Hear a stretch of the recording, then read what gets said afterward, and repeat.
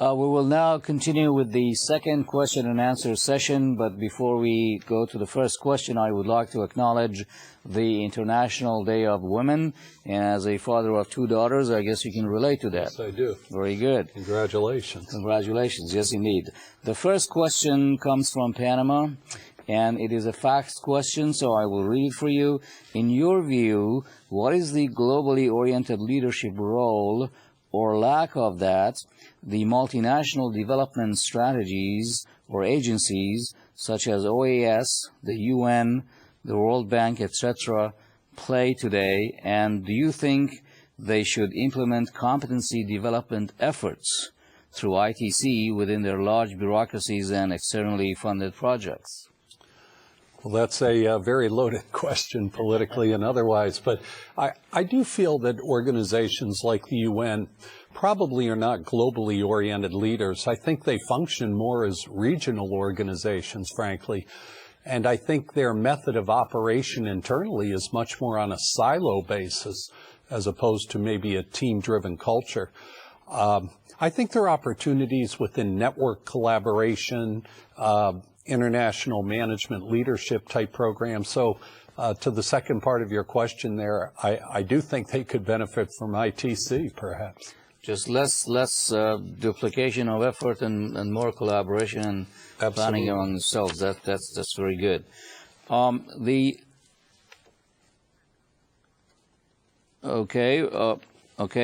next question actually is facts from China. And the question is, which of the four attributes of the globally oriented leader do you think is the greatest weakness of leaders today? What can be done to enhance that? Well, let me direct that my answer to those of you in China, because that's where the question comes from. I would say, as it relates to China, which is a tremendous country and has tremendous potential, I would say the second attribute, the leader is a change agent. I think China needs to take a very hard look at itself and ask, where do you want to be in 20 years? Not only as a global power, which you certainly are, but economically as a global force. And I think it's going to require significant change economically and politically. Great. And we're going to Ecuador for our next question. Go ahead, please.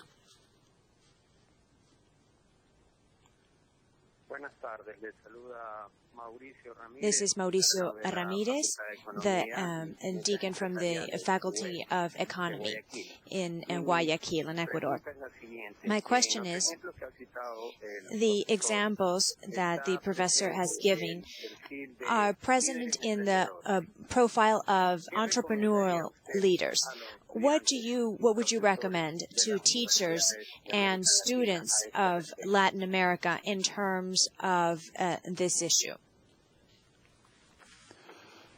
Well, I think one role that educators can take in facilitating global leadership is to challenge their students to be change agents, challenge their students to be part of this growing global community.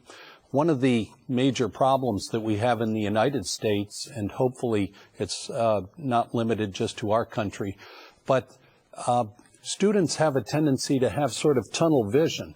They don't see the importance of a global expansion. So I would encourage you to teach people from the standpoint of global leadership. Thank you. Thank you for your excellent questions, but we have run out of time.